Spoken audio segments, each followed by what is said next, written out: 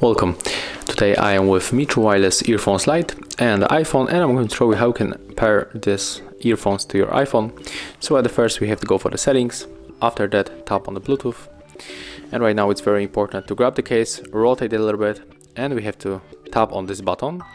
So right now we have to click, hold, and then just open the case and just keep holding. And right now tap on the Mitro Wireless Earphones Lite. Release the button, and right now, as you can see, our earphones are connected. So that's how it looks. Thank you guys for watching.